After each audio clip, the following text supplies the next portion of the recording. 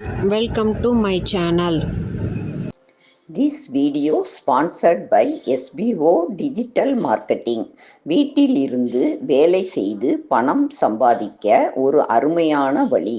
நம்பகமான company. Skip பண்ணாதீங்க, பெரிய தப்பு. தினம் 300 ரூபாய் சம்பாதிக்க அரிய வாய்ப்பு. இன்ஸ்டாகிராம், ஃபேஸ்புக் பயன்படுத்த தெரிந்தால் போதும். Content post and content publishing மூலமா தினம் 300 ரூபாய் சம்பாதிக்கலாம். இந்த வேலை செய்ய 5 நிமிடம் போதும். Work training support, group communication support, all language customer live chat support, முக்கியமா சொந்தமா ஒரு பிசினஸ் ஸ்டார்ட் பண்ற அளவுக்கு உங்களால கற்றுக்கொள்ளவும் முடியும், சம்பாதிக்கவும் முடியும். இந்த வேலை வாய்ப்பு வழங்குவது 5 வருடத்திற்கு மேல ரன் ஆகிட்டு இருக்க நம்ம தமிழ்நாட்டு company school of business organisation private limited. மேலும் விவரங்களுக்கு டிஸ்கிரிப்ஷன்ல கொடுத்திருக்க நம்பருக்கு வாட்ஸ்அப் பண்ணுங்க.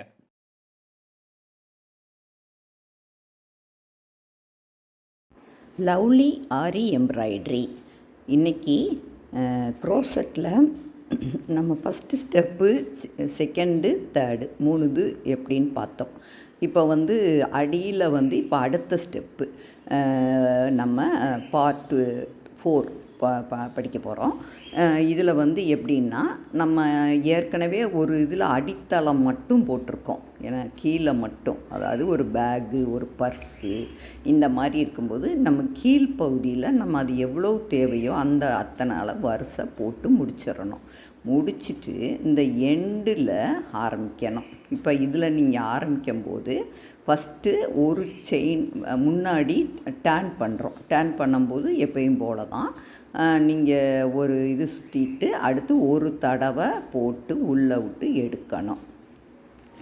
ஏன்னா இந்த மூளையில் நீங்கள் போடும்போது அந்த கார்னர் நல்லா வளைஞ்சி வரணும்.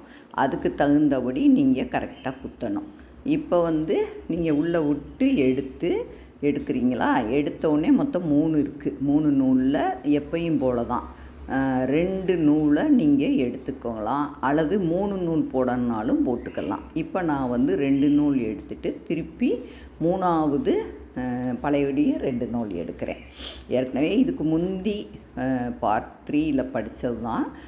நீங்கள் இதே மாதிரி போடுறத படிச்சிருப்பீங்க. இப்போ அதை படித்தது போல் அதே மாதிரி தான் நீங்கள் இந்த லைனில் நீங்கள் என்ன விரும்புகிறீங்களோ இதே மாதிரி அடுத்தடுத்து இந்த ஸ்டெப் நிறைய இருக்குது. அந்த ஸ்டெப்பில் உங்களுக்கு எது பிடிக்குதோ அதை நீங்கள் ஆரம்பிச்சிக்கலாம்.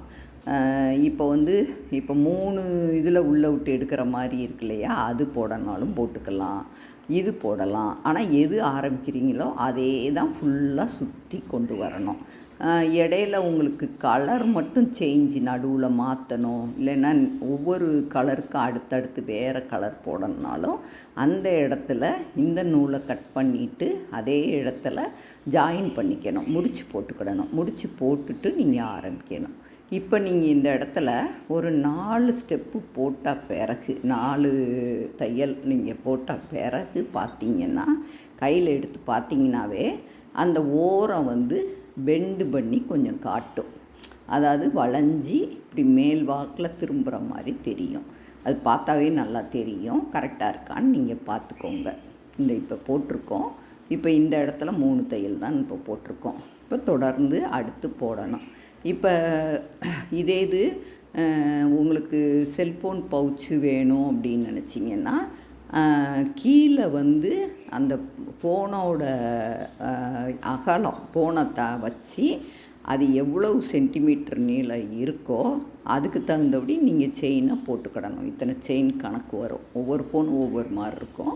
அதுக்கு தகுந்தபடி போடணும். இப்போ ஒரு பர்ஸ் போடணும்னா உங்களுக்கு பர்ஸோட லென்த்து எவ்வளோ வேணுமோ அந்த அளவு லென்த்து வச்சு செயினாக ஆரம்பிக்கணும். முதல்ல ஃபஸ்ட்டு செயினுக்கு தான் அந்த லென்த்து.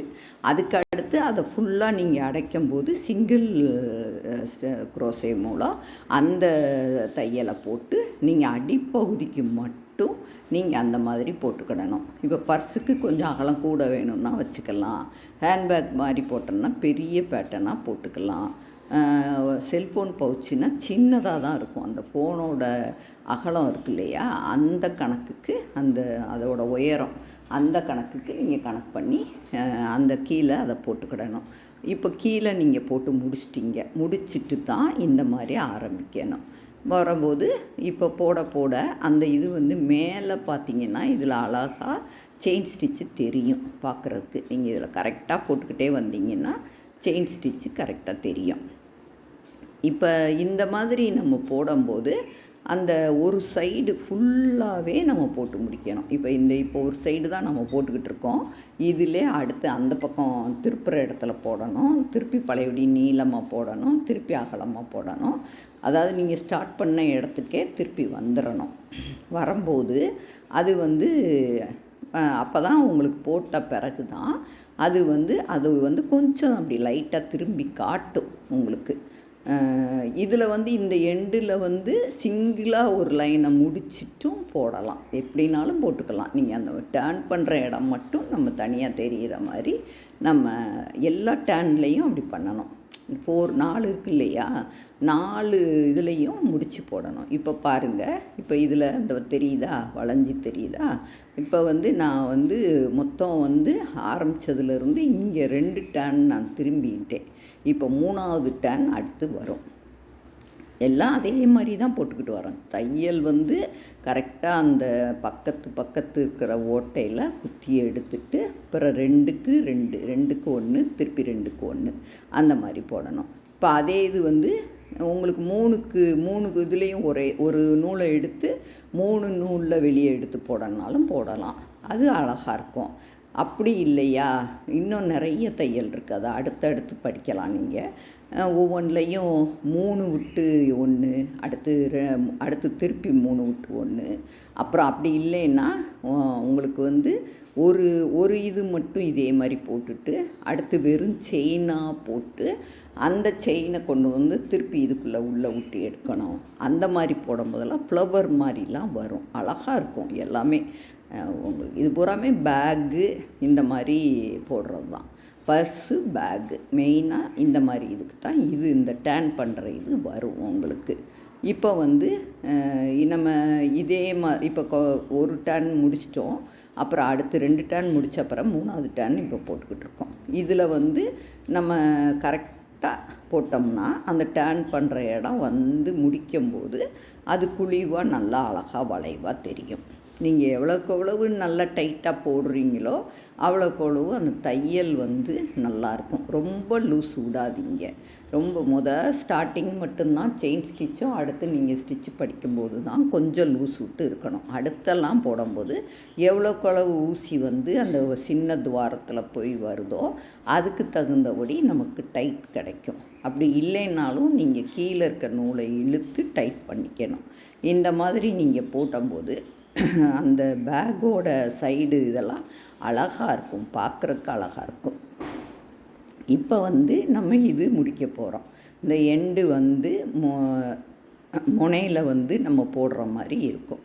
இங்கே பாருங்கள், இப்போ ஃபுல்லாக எல்லாமே நம்ம போட்டு ஒரு தடவை ஒரு ரவுண்டு நம்ம முடிச்சுட்டு பார்க்கும்போது அந்த டேர்ன் பண்ணி இருக்கிற இடம் வரையும் போடும்போது அது பார்க்குறதுக்கு இப்படி சுற்றி வரும்போது பார்க்க அழகாக இருக்கும் நல்லா. அடுத்தடுத்து போடும்போது அது கொஞ்சம் குழிவாக நல்லா அழகாக தெரியும். பாருங்கள், இன்றைக்கி இதை கற்றுக்கிட்டோம்.